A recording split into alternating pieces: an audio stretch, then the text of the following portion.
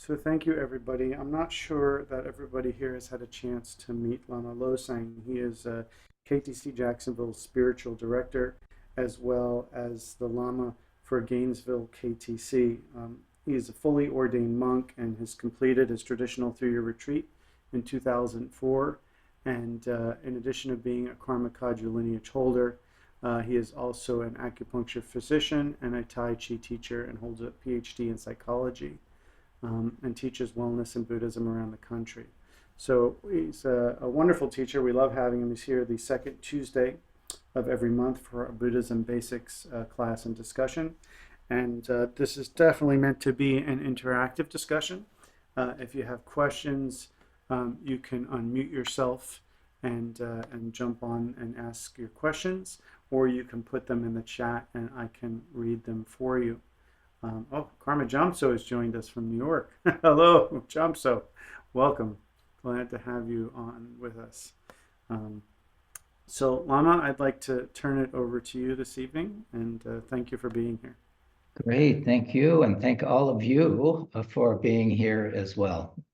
That's my pleasure to be here. We'll start with the refuge and prayer to raise bodhicitta. So if you're not familiar with that, you can just listen to me. We'll do it 3 times. And basically what we're saying, I will say it in the English first, so you know what we're saying, and then I will say it twice more in the Tibetan. Until I reach enlightenment, I take refuge in the Buddha, in the Dharma, and the noble Sangha. Through the merit of accomplishing the 6 perfections, may I achieve awakening for the benefit of all sentient beings. Sangye Chudang Soki Chuknamla Jangju Bardu Dakni Chapsuchi Dagi Jinsok Jipe Sonamji Drola Penchir Sanjay Ju Parshuk. Sanjay Chudang Soki Chuknamla Jangju Bardu Dakni Chapsuchi Dagi Jinsok Jipe Sonamji Drola Penchir Sanjay Ju Parshuk. Poden Sawe Lama Rinpoche Dagi Chiwo Pere de Jigla Karin Chimpo, Gone Jason Te, Kusantuji, Nudup Salduso. Okay, well, good evening, and thank you for joining us. And I understand you're continuing, hopefully everyone has been attending the class on the essence of Buddhism, an introduction to the philosophy and practice by our Kagyu, wonderful Kagyu teachers, Tralag Rinpoche. And so, Mike, how would you like to begin? Now, is there anything in particular you'd like to focus on tonight?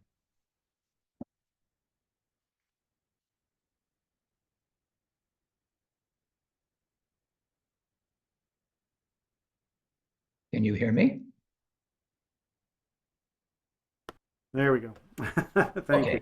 Maybe we can start with Mary's question about interdependence and dependent arising, and talk a little bit about those 2 terms and how they yeah, apply. Interdependence and dependent arising, or a lot of these terms are intermingled and basically mean the same thing, that all things come from causes and conditions, basically, that nothing is independently arising. They are all dependent on certain causes and conditions. So there is no difference between those 2 terms. Dependent arising or interdependence, they both mean the same thing, different words for the same thing. Now, are we talking about our karma when we talk about causes and conditions? Well, we could say karma, but you know, it's like if you plant an acorn, you're going to get an oak tree. So similarly, you know, that's why we say, you know, may all beings be happy and have the causes of happiness, and may all beings end suffering and the causes of suffering. So the causes of happiness are our skillful actions. Those are the causes of our happiness in this life and in future lives. And similarly, the causes of our suffering are the unskillful actions that we do that create our own suffering. We are ultimately responsible for our happiness and for our unhappiness.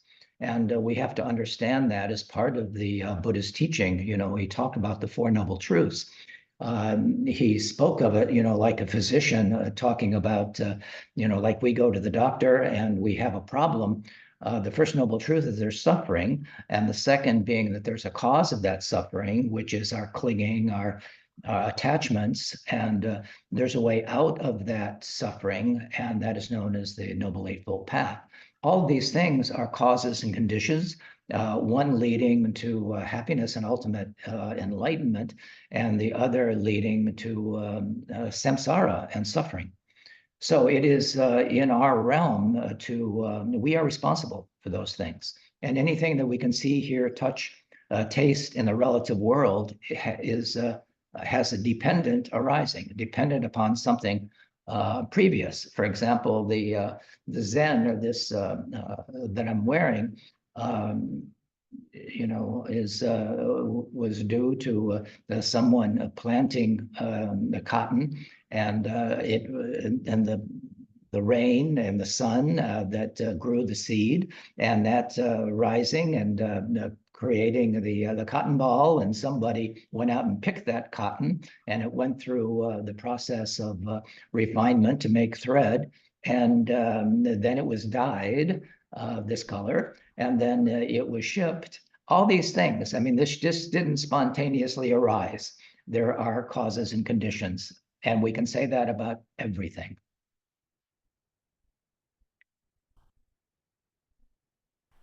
Thich Nhat Hanh used to say, see the cloud in the paper.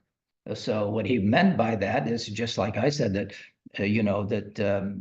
there was a seed that was planted, and the tree that grew, and someone brought it to the paper factory, and it was made into pulp, and then into paper, and then shipped, and here it is. So everything that in this relative world has a dependent arising.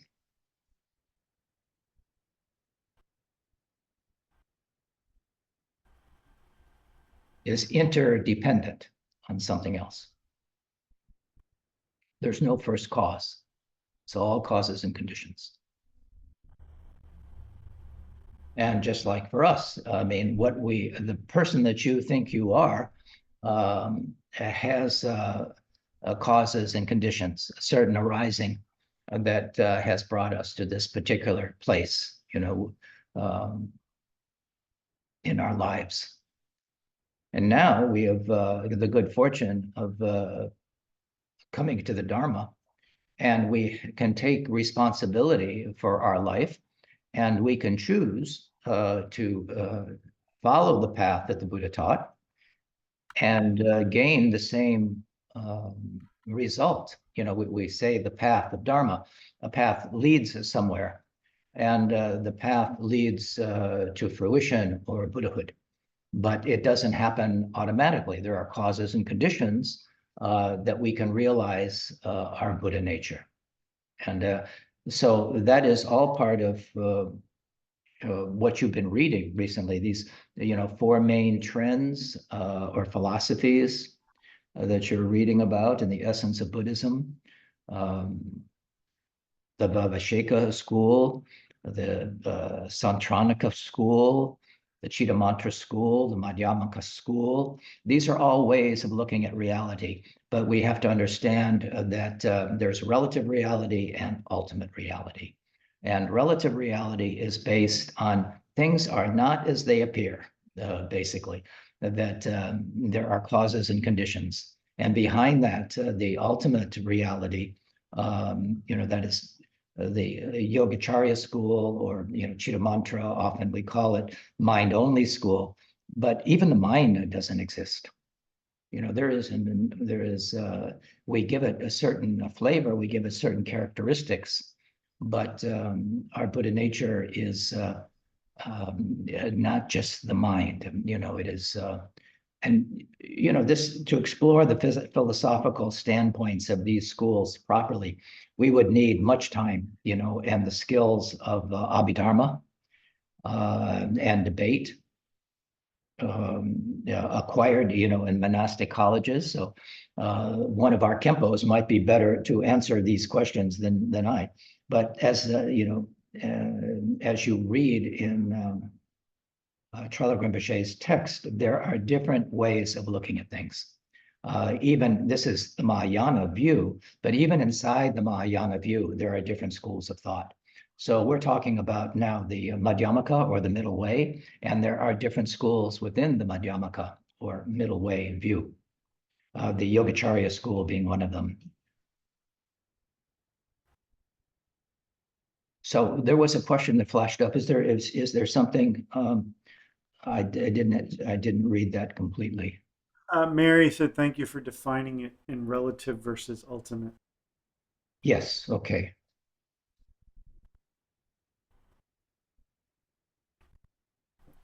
All right. There was one section in the text where we're talking about emptiness and shunyata.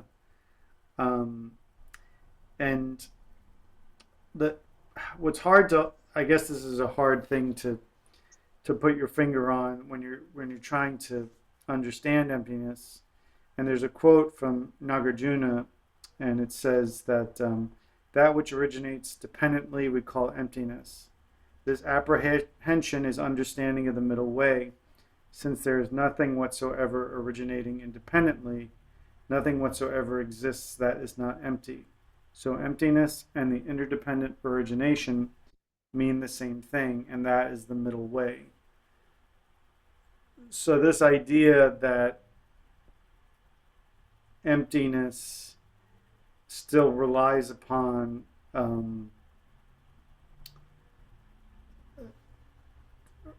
dependency, that it originates dependently, it seems can seem a little bit confusing. Yeah, well, there's only one truth, and we've looked at it as relative existence and ultimate reality, but the Buddha only taught one truth. I mean, anything else is a dualistic view. Obviously, it's dualistic, but this is the relative way these absolute realities are perceived by our obscured consciousness. We don't see the truth. We are obscured by our deluded mind. We see them as independent. But as we progress along the path, we've made certain stereotypes and images, or we've reconstituted certain things based on our perceptions or our history or our expectations, our naming things. We think we know something about it if we name it. But the idea is to have the direct perception, of the nature of reality. And then we can see through the illusion. And subsequently, these simplistic mental representations are used, in an abstract thought concerning whatever was directly perceived. So it's a matter of our conditioning, basically. And so we see things based on our habits, basically, not truly as they are, but our habitual patterns, which are obscurations. It doesn't exist as we previously thought. So the sutra, the seeing material things as having substance is a delusion. Seeing ourselves as having reality is a delusion. But we're pretty fixed. This is our fixation, to see things as fundamentally existing. But this is things are really more like a dream. Just like when we're in a dream, it seems very real. We can see and hear and feel and taste and have all of the ideas and as in waking life, but it's insubstantial, and it is really that way. This world is also like a dream. We with our conceptions, we take it to be real, but as we develop our we talk about shamatha, tranquility meditation, to tame our mind so it's stable, and then vipassana, that we can see the truth beyond that illusion, see through the illusion. So all of these teachings of the Buddha lead us to these different terms that we're talking about,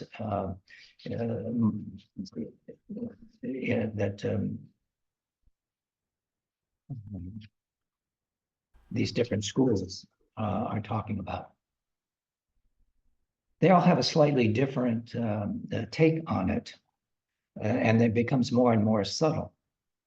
So as I say, this is really the domain of our Khenpos who spent years of study on these philosophies and the subtle differences between those different schools that I mentioned, the Vipassika, the Sautrantika, the Chittamantra, and the Madhyamaka middle way school.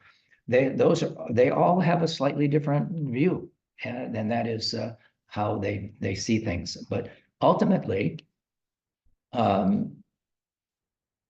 it is empty. It is empty. Or we sometimes use the word void.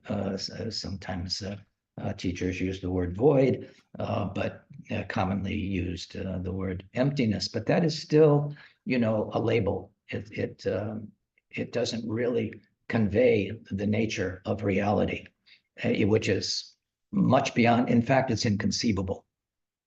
So when we say something about it, we can only say it to the level of our understanding, which is limited.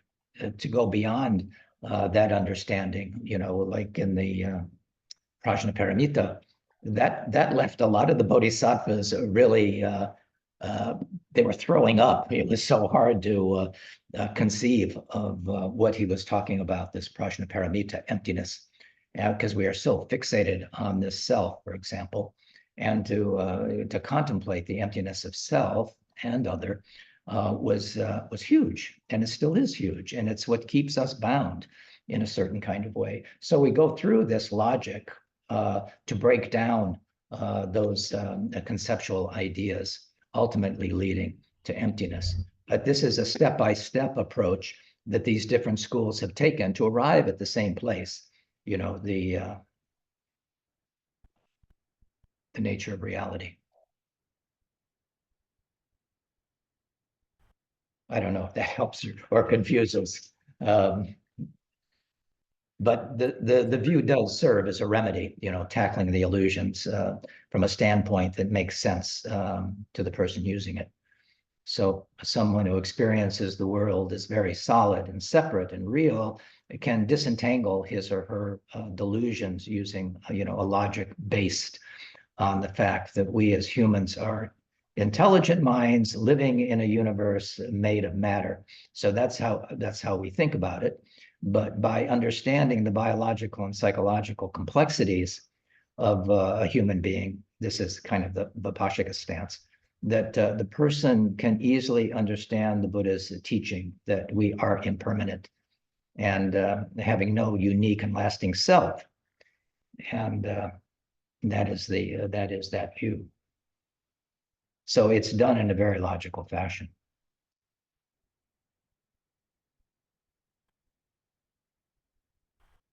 So we hear of Ramtong view, while another espouses the Shentong view. And so it is simply that the view it can be a remedy needed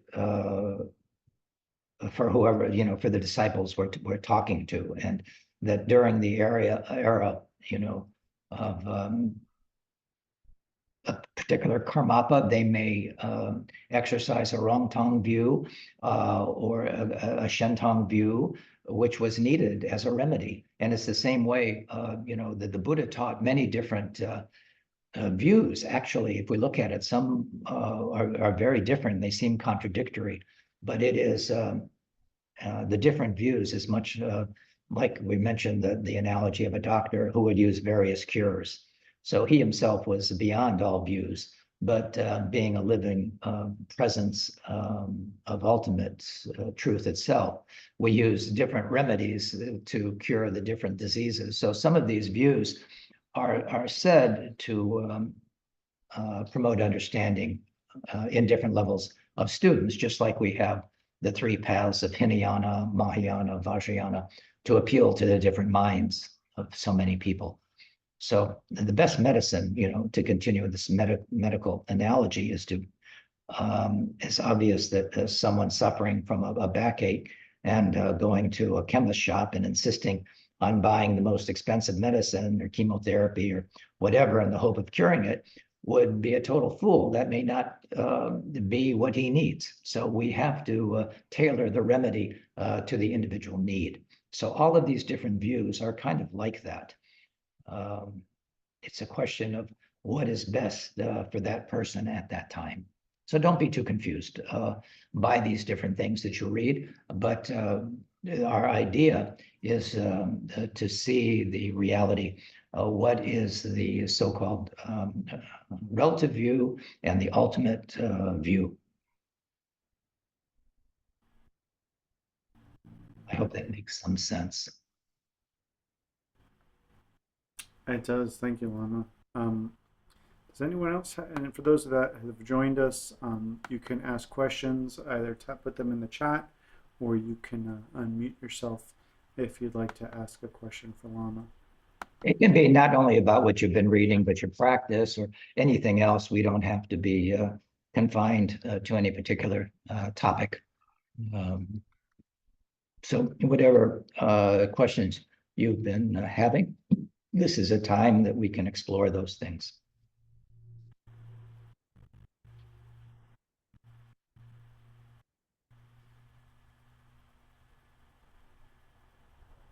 So if no one has any questions, Lama, I think I I do. will. I can Oh, go go on. ahead. Hey, Karma Jamso. How are you? Hello, Lama. Hello, I saw you with Lama Karma doing your circumambulation. It's been a little busy, but it's good Dharma busy. Yes, wonderful. I rejoice in your merit. So when we're talking about having this filtered view where we see everything, I was thinking of seventh consciousness, the klesha consciousness, the ego consciousness, where we have our prejudices, whether it's a good prejudice or a bad prejudice, that we see everything through that filter, and that's how we react to it. That's right. And then that gets downloaded into the alaya consciousness. How can we, is it just through meditation and mental examination that we can start removing the filter of the klesha consciousness? That should be one of the results of your insight meditation, and Ma Mudra, for that matter, to rest in the nature of your Buddha nature. But yes, and so Vipassana is for doing that, is to get that insight and to no longer be creating those seeds in your alaya consciousness. It is our attractions, our aversions, and those kinds of things that set up that situation for us. So, a Buddha does not make karma. We're still in the process of making all kinds of karma. And so as long as we're doing that, those seeds will be there. Thank you, Lama.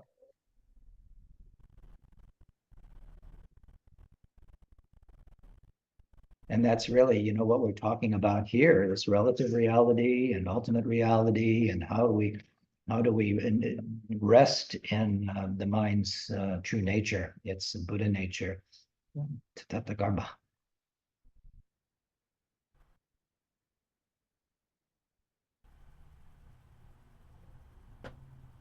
We're up and down all the time. Our mind is a constant stream of, reacting, with our knee-jerk response to this, that, or the next thing. And so our own mental experiences are precisely is that situation. We can be depressed one moment and elated the next, and we just get pushed and pulled in all kinds of directions until we see, we have the clarity and the wisdom, shunyata,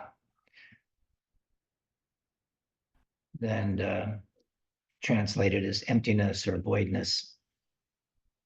This is a vital concept in Buddhism. And it means something is devoid of substantial reality it appears to have. In other words, it's wisdom's recognition of the ultimate truth that automatically dissipates the illusion of a relative truth. And so we no longer have to deceive ourselves, or we can see through it. So voidness is the wisdom that distinguishes between what appears to be and what truly is.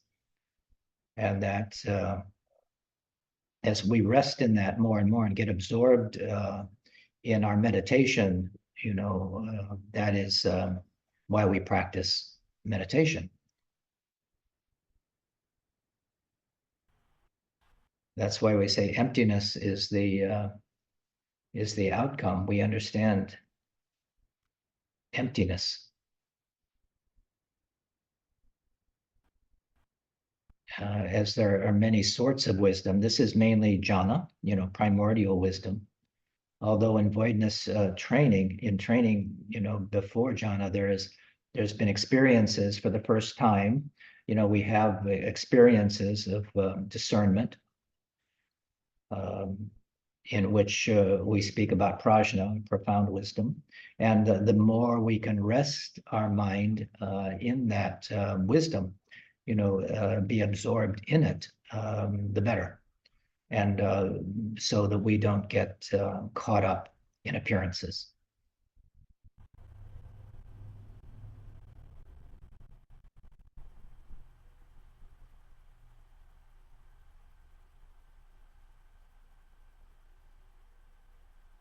Easier said than done. Lama, as lay practitioners, as we are meditating, do we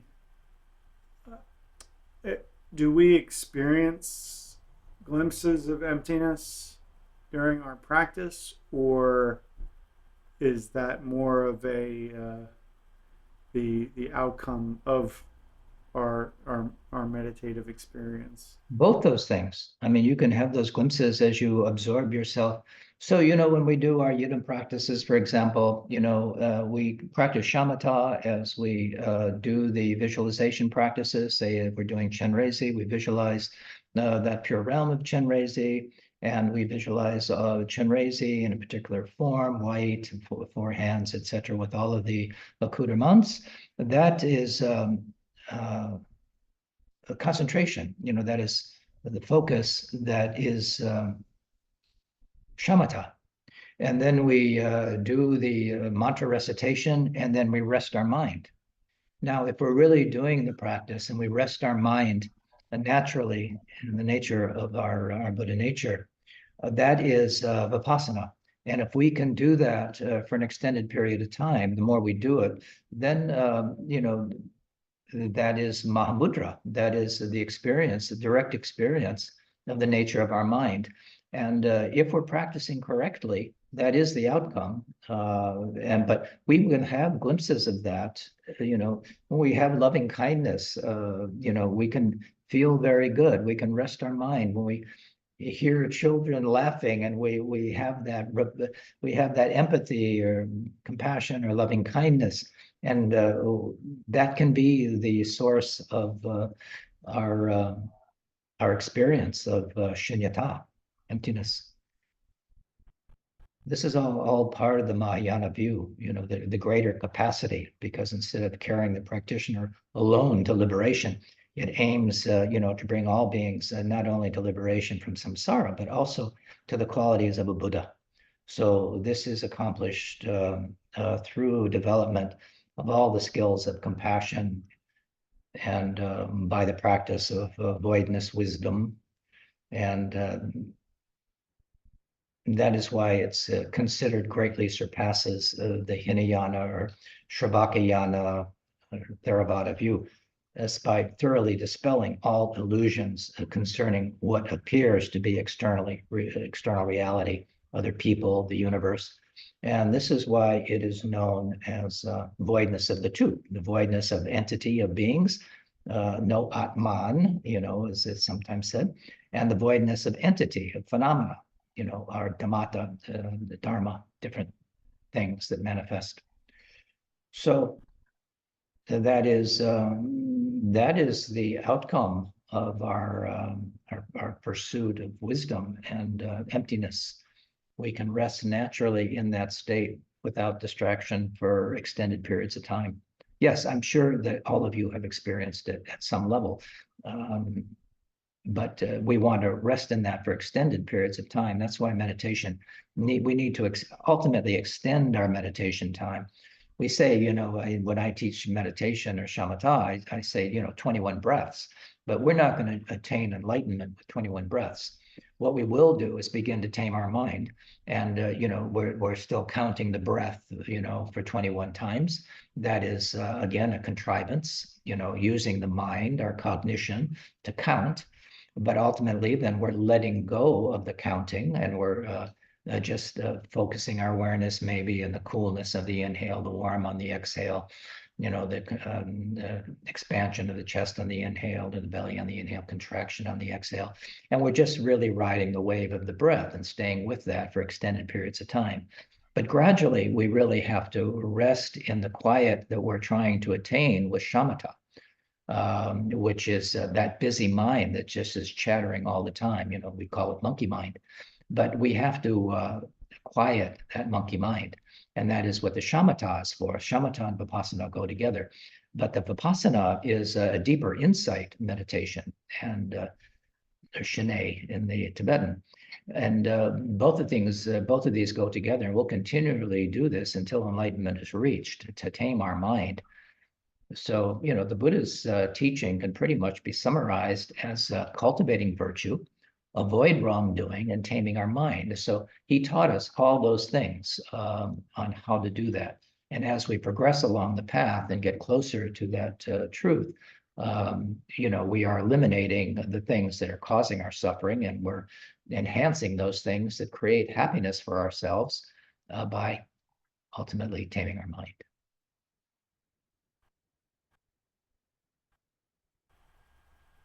It is an exquisite science that he's presenting to us. I mean, it is a formula, and it is science, more than anything. He was a scientist, and he saw the truth of our existence and our mind, or how we perceive things, or our mistaken perceptions, and how we can progress on that path.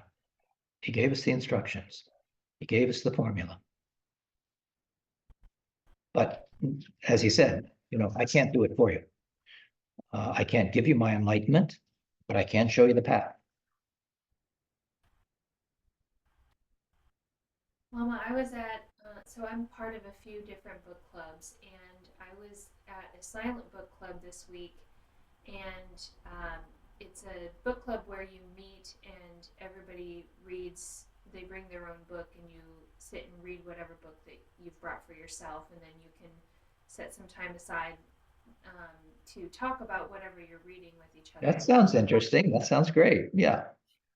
Yeah, so I get so used to trying to do all the things, all the adulting things I need to do, and I do so much of my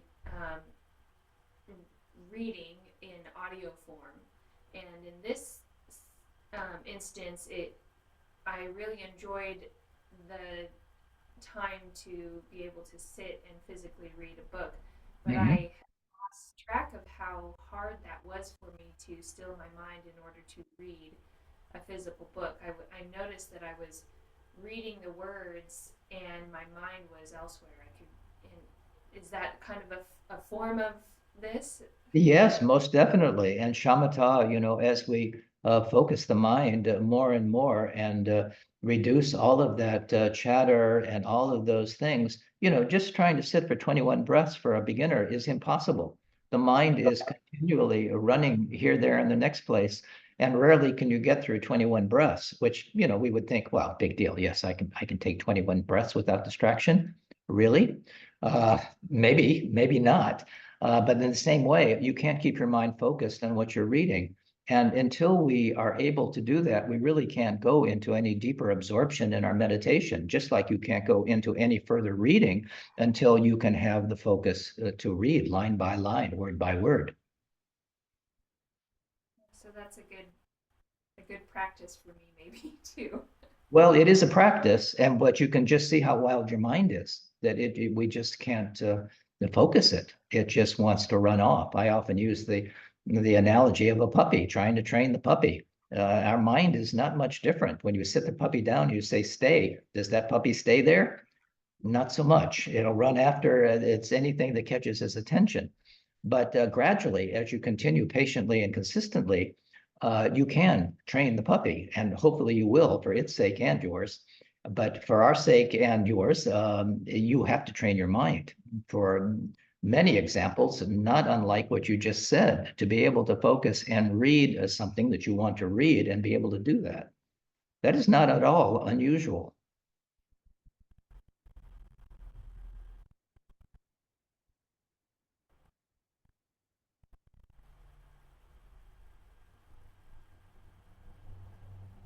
So we do have a little ways to go, and that is a good example. I appreciate you bringing that as an example. It certainly is. Thank you.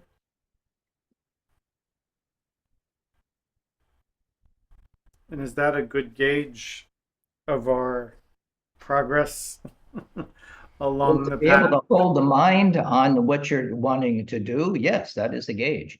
I mean, we use that is meditation, is to be one-pointed, focused, concentrated, and we call that concentration, and that will lead to prajna or wisdom once we train the mind. But until we do, there's not much hope for us. We have to be able to rest the mind, to have the direct experience of the nature of the mind. All we are seeing is its distractions and its confusion. It's interesting because I feel like society is pushing in a different direction with technology. They're saying, well, now you can watch your movie and text a friend and browse the internet That is and impossible. That so-called, what do they call that? multitasking.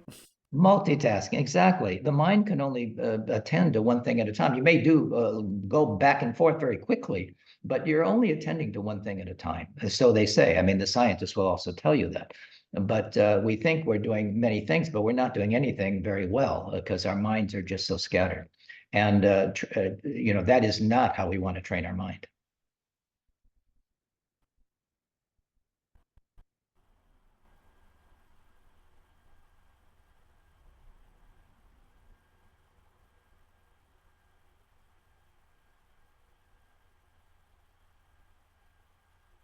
Yeah, it's true. When I try to multitask a little bit more, and try to do too many things at once, I notice that I'm tripping on things and Yeah, you're not doing anything well, really.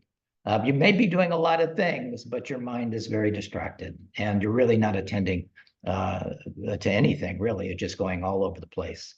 And we do that. And so you can't bring that to your meditation. You have to be one-pointed. But what brought this whole thing up was it seems like more and more we think we should be doing that, but that does not lead to progress on our spiritual path. Jump, so I see your hand is raised there. Yeah, Lama, when working with my 12-step meditation group the other week, the book we were reading actually had some statements about Vipassana in it. And one of the participants mentioned that they do get these insights when sitting in shamatha, but they're very rare. It was just the sudden insight, that this is what's going on. And I kind of made the suggestion that it's nice when that happens, but maybe sitting in shamatha and then actively engaging in vipassana. And yet I really didn't have a way, due to my own limited knowledge, of explaining how to actively explore Vipassana? Well, there'll be a thought, obviously, that's going to arise. And we have to look at the nature of the thought or the nature of an emotion. If it comes up, anger, what is the nature of that thought? What is the nature of that emotion? Where does it come from? Where does it go? And that will lead us to the realization of emptiness. But we don't really examine it very much. Our minds are not stable enough to do that. But when they are, and we really look at what arises in the mind in our meditation, then we can use that as a magnifying glass to see, what is going on here. Instead of running away from, we may feel a pain in our knee, in our back when we're meditating. And then we look at that. We can use anything as our for insight, because everything serves to further in this regard. We just have to look at the catalyst that is in front of us to turn on our this view, this analysis. It is, it's an analysis of our mind, this insight. But then that once we get, it's like, I often use the example of, cutting down a grove of bamboo. We see these swordsmen, they use bamboo for practice as if it was someone's neck. So you take down the bamboo, but you don't have to put that sword through the whole grove to know it's hollow. And all those thoughts, feelings, and emotions are also hollow. They have no real anything, they're empty of any self-quality. They rise, they come, they go. And in the same way, we look at that directly, and that is the Vipassana. And then we can rest the mind as we go deeper. When those thoughts begin, that we have some space in between, then we can rest the mind in that in-between state without all those thoughts arising, because there will be a lot of them as we begin. And so once we stabilize the mind, and then we have these thoughts, feelings, emotions, we can identify them and look at them and get the wisdom from them. And then they gradually begin to subside. We see the space in between those thoughts, feelings, and emotions. And that is more of the natural state of the mind, the lucid clarity of the mind. That is the nature of the mind, lucid clarity. So we want to get to that point without distraction and to be able to hold that, to be absorbed in that. That is samadhi. My concern was most of us, and I know through my own inexperience, when sometimes these thoughts arise and emotion arises during shamatha, because even though I'm sitting in shamatha, my mind is not stable. So it's easy to get caught up in the emotion rather than examining the emotion. Yes, it is. That's exactly right. So that's the training. And what is it? There's shamatha, then vipassana, shamatha and vipassana, and then meditation without shamatha or vipassana. Yeah, ultimately, no meditation. The Buddhists rest naturally in their mind state without any, there's no ripple of movement. They are just absorbed in the natural state of their mind. And it's uncontrived and it's natural, and it is just constant. The mind is constant. We can't stop it. Try to stop your mind. Good luck. But we can see its nature clearly as we progress along the path, as we tame it, as we see all the things that are obstacles on the path, and we get a little bit of insight in between all those thoughts, feelings, and emotions, and we gradually rest more and more into that in-between state, that lucid clarity, where the mind can know itself in that regard. It can rest in that state. Thank you for the explanation, Lama.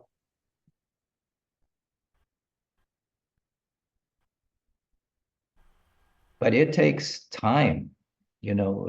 I've spent a lot of time talking about shamatha because very few people have a stable mind.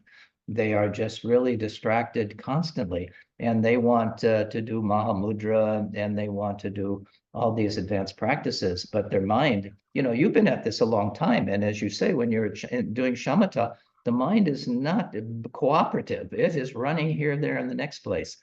So at a certain level, we have to just allow it to be, but we don't want to follow those thoughts. We always say that, don't follow the thought, but that doesn't keep them from coming up, because that is the nature of the mind. Compare, contrast, analyze. It's constantly doing that, but gradually that begins to slow down, and we can see it. And that's why we use some sort of a focus, whether it's the breath or an image of the Buddha or a rock or a stone, or there can be a lot of different things, but that creates the focal point of our shamatha.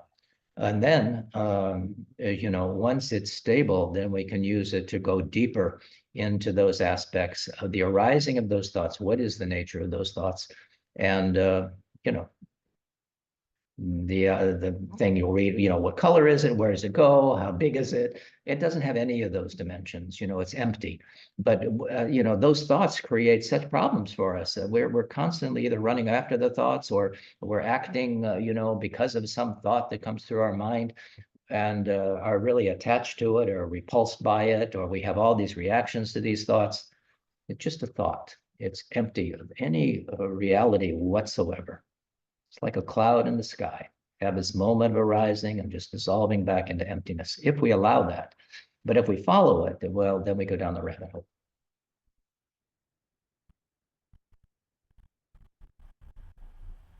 So how do we know the difference when starting to practice Vipassana between examining and following?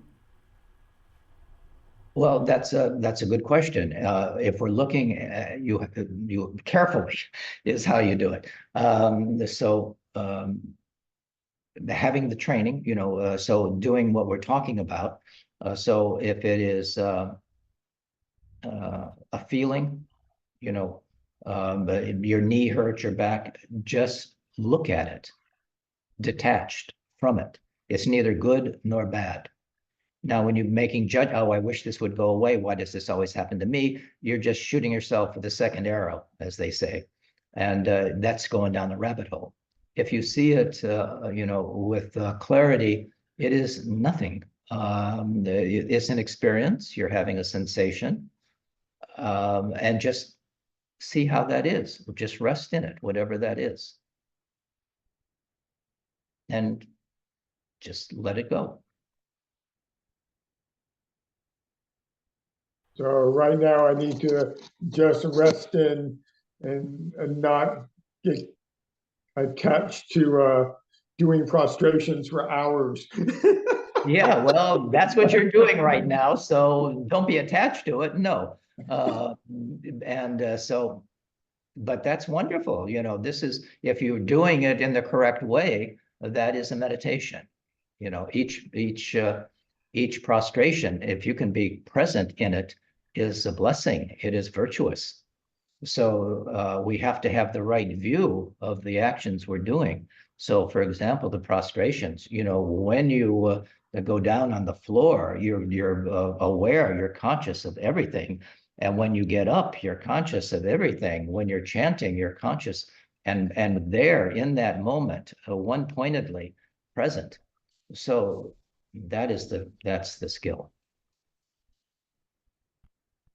It's just the noise I make when I finally get up off the ground. There's that too, and you can just hear that noise and define it a noise. Okay, big deal. It's just another kind of thing, sound. But you don't have to say, oh, what might go with that noise is something else. Oh, this body is so wretched, and this hurts so much. Why am I doing this? How that. When because all we've, because of the beginning nature of this class, all we've been doing is prostrations and Vajrasattva mantra. So it's Well, don't say that's all. Well, yeah, but Be present in that one point, and that is wonderful. Each part of that is blessing. So how fortunate you are. you know, I mean, it's rather than moving on to there's no one to take. I'm the only one who's doing what I'm doing in the group here. So it's wonderful. It gives me a chance once again to redo my frustrations and to get the mindset from that. And we were all Yes. the Tibetan for it. Oh, it's time for chaksa. It's time to do chaksa. Yes. Well, very good. You're in the right place to be doing chaksal. So be that, do that with total focus. Be the chaksa. That's right. Thank you, Lama.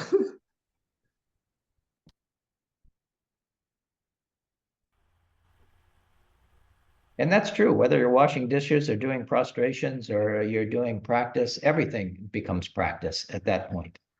Whether you're taking a shower, you're putting your clothes on, you're eating, you're doing the dishes, you're reading, everything's practice. We're being mindful, we're being present.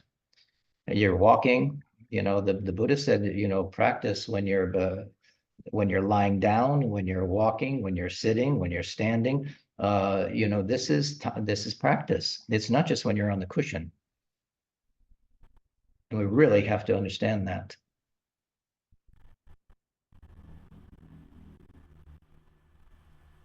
Lama, I was having a discussion with my therapist, and we were talking about this idea of finding joy in all things. Yeah. And that idea that everything is mantra, or every sound is mantra, but kind of expanding that came to mind as a way of seeing that idea and kind of expanding it out. If all sound is mantra, then everything that we see and hear and experience is mantra as well. Well, we do in the Chenrezig practice. We do that. That all sound is mantra. So yeah, taking that in, and we say the words, but we really don't embody the meaning. So that is a good practice. So kudos to your therapist.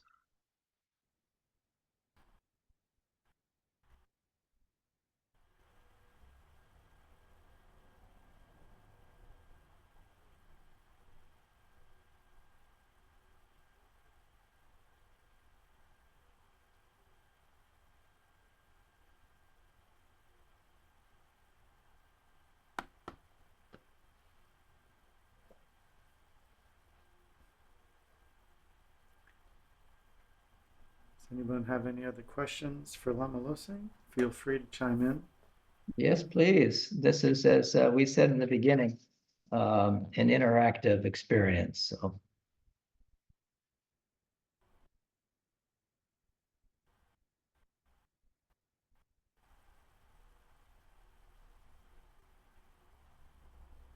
Lama, something that I always have the idea of the Vajrayana being an expeditious path. How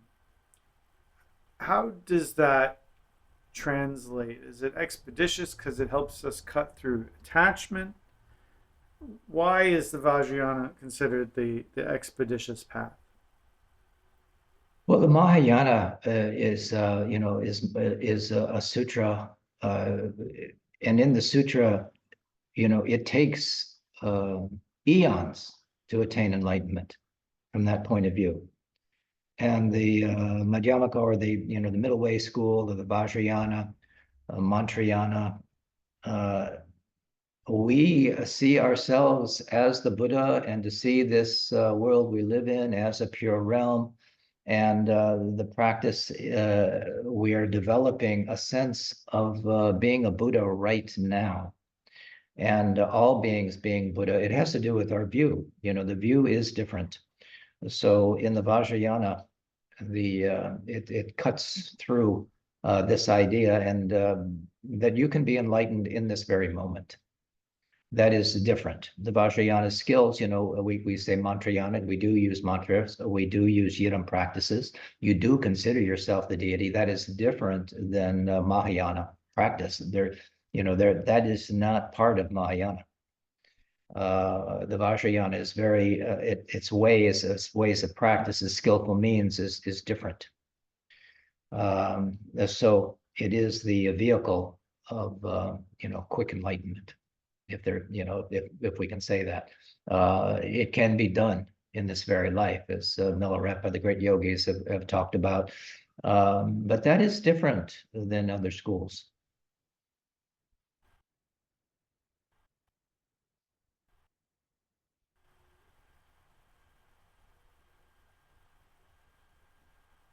Did that answer your question, Mike?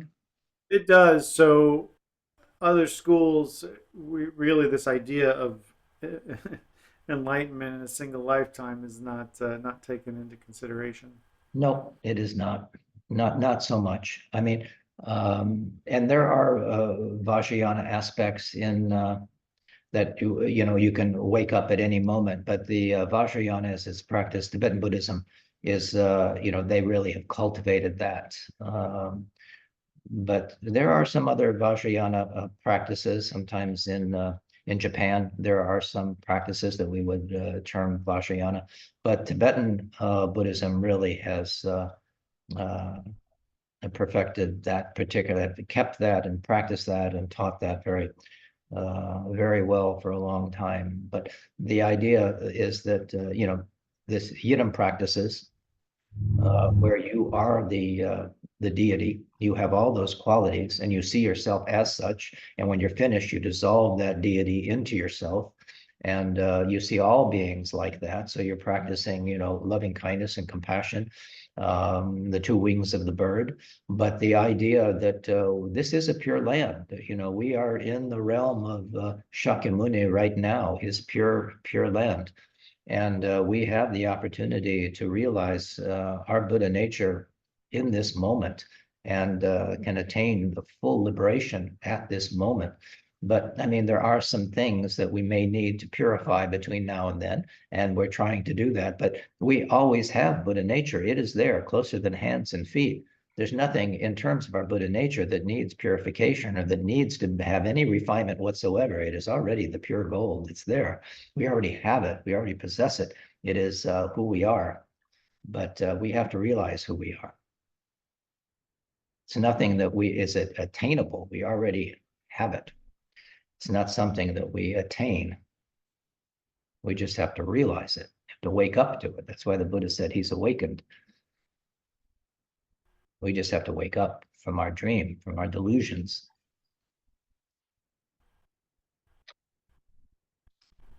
But everything seems to keep us in that a kind of dream state.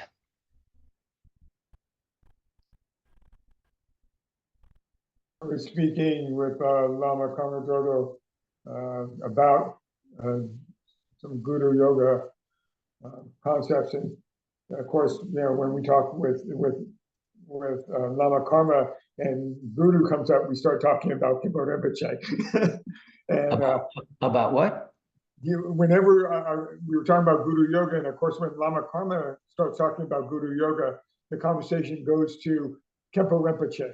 Yes, right. And he had mentioned that Kempo Rinpoche said that here at KTD, we were in Dewa Chen. We were already here, that it was just our view that was keeping us from having that realization. Yeah, I'm saying the same thing. That's right.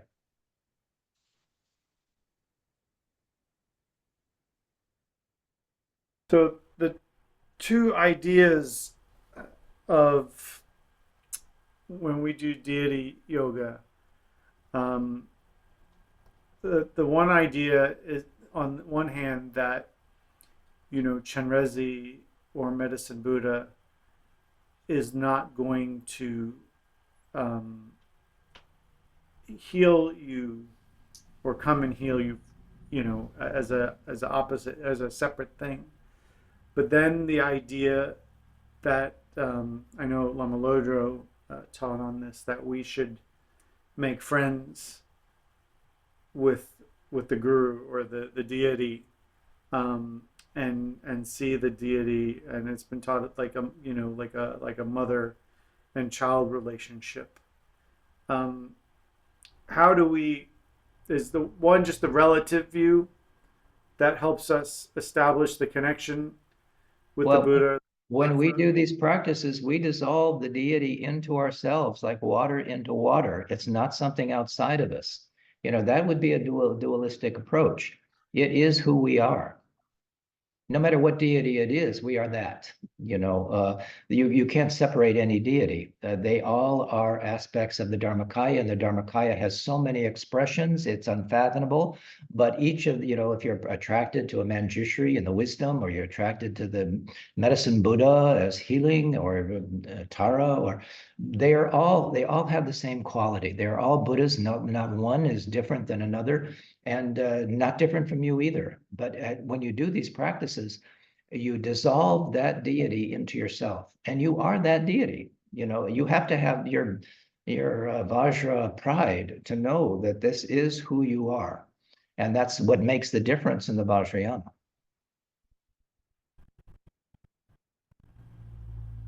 It's not different.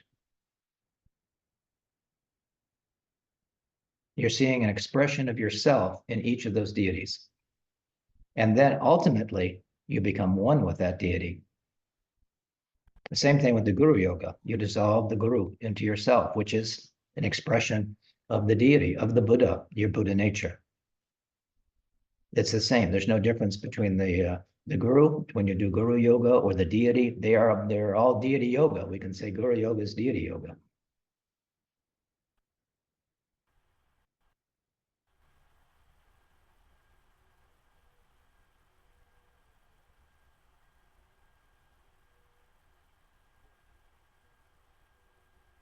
Does that answer your question, Mike? It does. No, it does. I think we're just still attached to the idea of, even in the practice sometimes, of the self and other. Yes, As much as exactly. That dualistic thinking. This is the nature of genuine reality, that you are that. And, I mentioned Vajra pride. You have to realize that. I was thinking about that a little bit today when doing prostrations, actually, because when I talk with my dad a little bit, he sometimes has questions for me on my faith, and sometimes I'm not really sure how to answer him, because I'm not sure that I fully understand it yet either. Right. But he's part of a faith that, I was raised um, not to worship idols, and so he kind of has the idea that because we have um, like Buddha statues and things like that, and photos, that we're um, in his terms, worshiping idols. And when doing prostrations, like, can you talk a little bit about that, and how I can talk to my father about that? Well, it's difficult, if he doesn't have the view, so the nature of genuine reality, it cannot be conceived of. It cannot be described. It cannot be expressed, and it's free of all conceptual fabrications about what it is. So, but all we can say is that it is the nature of your own mind. And everyone, it's not something outside of you. Each one of these deities, or the tankas, or these things, are expressions of your own mind, manifested in so many myriad ways.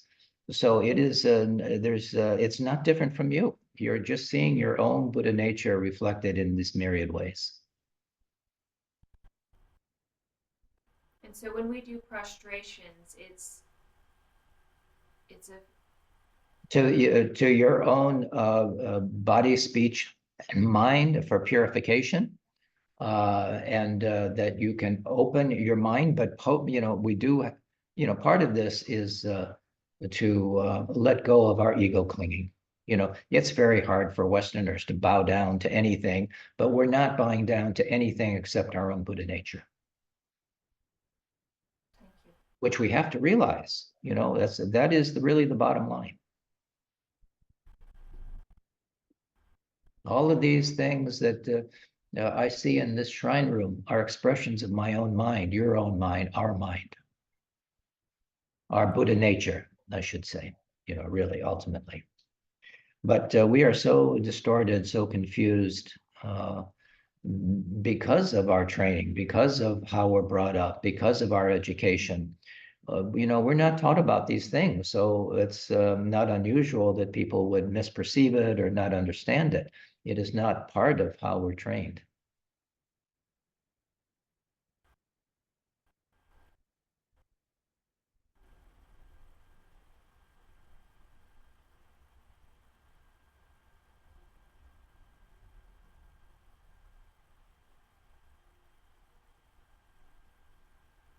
So would it be an okay way to explain to someone who sees this as idol worship, uh,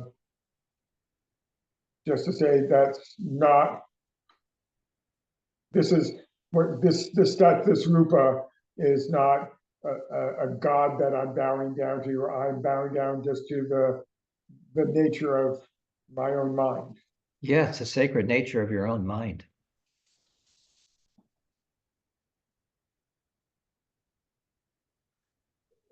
Being that you were a good altar boy growing up, is since I wasn't raised anywhere near that sort of thing, viewing like statues of the saints and things like that, could that also for Catholics be the same thing? They're viewing the nature of what that saint Oh, represents? no, it is not. All of those are examples of the saints or Christ or Mary in the Catholic tradition. It's very dualistic. You will never be that. You're born with original sin. And, you know, if you don't kiss the ring, you're going to go to hell. So it is very different situation. When you see those manifestations, they are not you. And, you know, in a sense, you will never be that. Because you know, the view is very different. Then you have to take your refuge in them. Yes, you have to pray to them so that you know, you'll get their blessing. Because without it, you're not going to realize you won't go to heaven. You know, right? So when we do it, we're looking at the realization of our own mind. And then when most people think about looking at idols, where they're looking for the external, not the internal source of awakening. Yeah, it's the same thing with the Ten Commandments. You know, it's an external thing. Thou shalt not, for fear of, you know, retribution. Basically, you're going to go to hell. It's not coming from an internal way of compassion, loving kindness, and wisdom that is naturally an expression of your mind. If you don't follow these things, you're going to hell. That's very different approach. It's a very different view.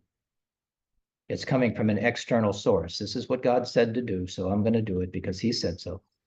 It's not an internal manifestation of your own Buddha nature, the natural expression of who you are. Does that make sense?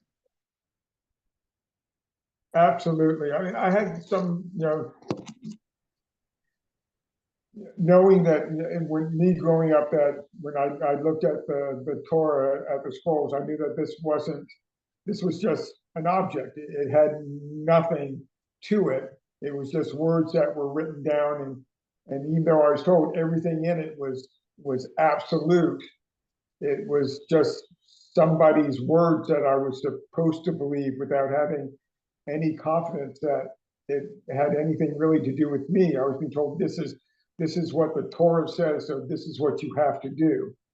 That's why I don't think of Buddhism as a religion, you know, which is based on pure belief. You know, this is what the Torah says. This is what the Bible says.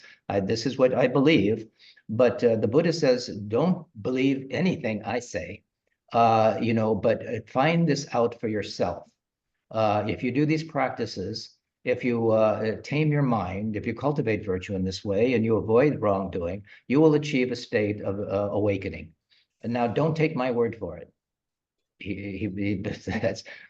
But that is not how it is done in a religion. So that's why I see Buddhism as more of a science. If it's just cause and effect, basically at that level. If you do this, this is gonna happen, and it's not based on pure belief, and which is most religions. It is just pure belief. This is, particularly our practice, lineage, all Buddhism, but, we say, practice, you hear it, you contemplate it, and you practice it. And the truth will manifest. So test it, test it. Just like a scientist will test his theory, he'll, what do you call the thing when you're testing a particular theory? You have your kind of You have your hypothesis. And hypothesis. Yes, you're testing your hypothesis. Thank you for that explanation, Lama. It's much more a science, than a religion from my point of view. But there are things, I mean, it is, we are talking about changing our reality, seeing the world differently. And we're taking the advice of this teacher. But it is done in a way that is very individual, and he taught very individually to all those minds, like we were talking about previously, that you might hear contradictions that seem like contradictions in the Buddha's teachings, and it is just due to the different minds. But the Buddha taught to all those different minds. So the Hinayana is very different from the Mahayana, which is different from the Tantrayana, or the is a continuation of the Mahayana, but it is it appeals to different people with different mindset.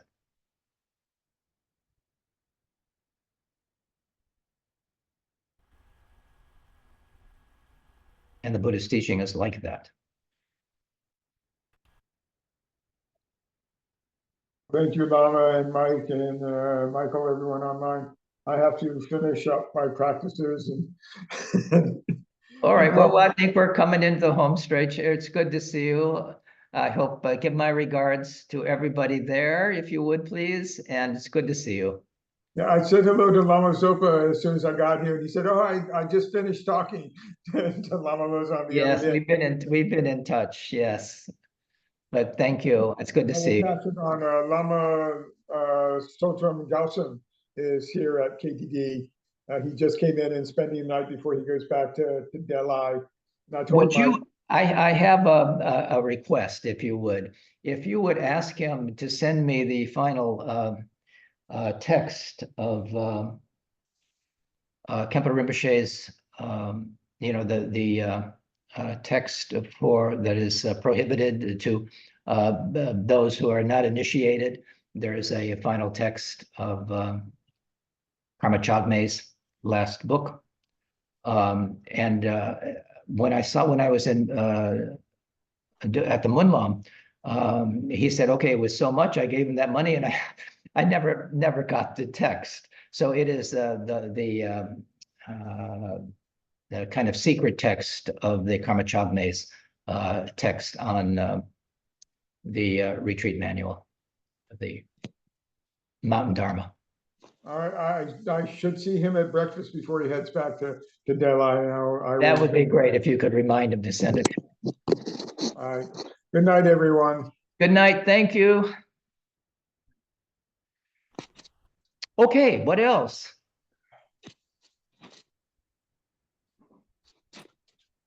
And again, it could be in your practice, it could be something that you've been contemplating or thinking about or unsure about. We only have a few minutes left, so if you don't have any questions, I don't have anything in particular to say at this point.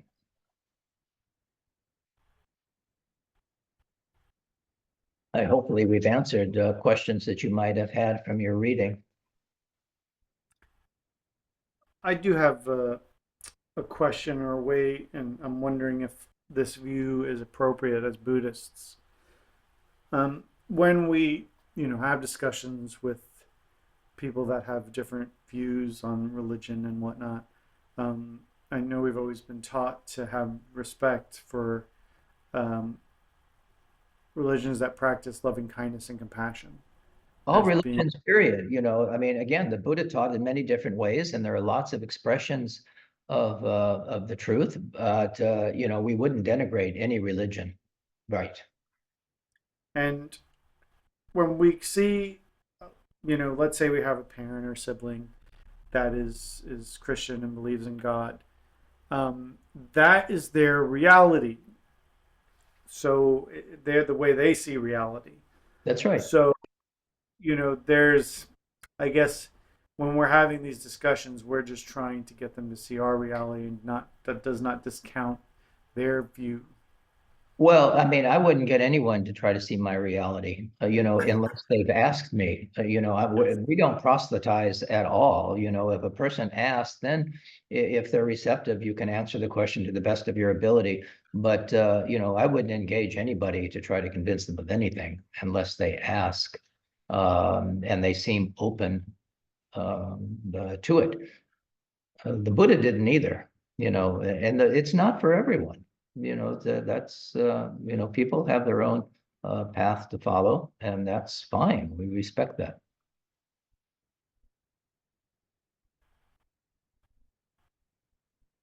Thank you. So the way to meditate, is first to realize that the nature of what you are meditating on, genuine reality, cannot be described by any conceptual fabrications. It transcends them. So when we truly meditate, the mind is not fabricating anything. And in this way, what we meditate on, and we as the meditator, are not two different things. In so doing, the meditating mind will be free of any mode of perception, and the object of meditation, the Dharmadhatu, our clear awareness, and the meditating mind become indistinguishable, inseparable. Like I was mentioning, water poured into water, just like water poured into water. So we want to, have that idea of our meditation, non-conceptual. Because, we fabricate, we think it's this way or it's that way, and that is an immediate distortion. So it cannot be described, by any conceptual fabrications. It transcends them. So I guess we will leave it at that, unless again there is some burning question.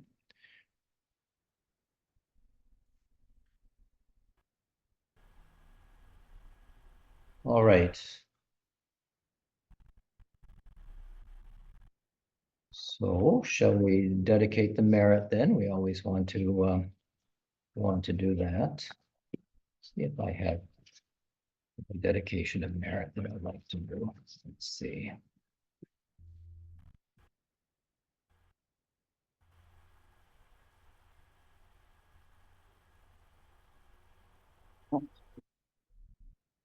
Okay.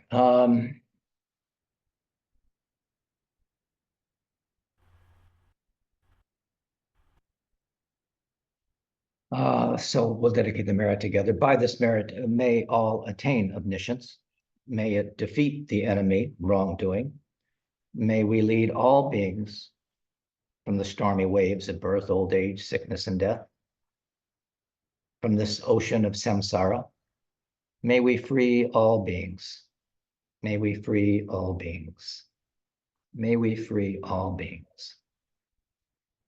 Okay, we can leave it there, and I will see you next time, hopefully.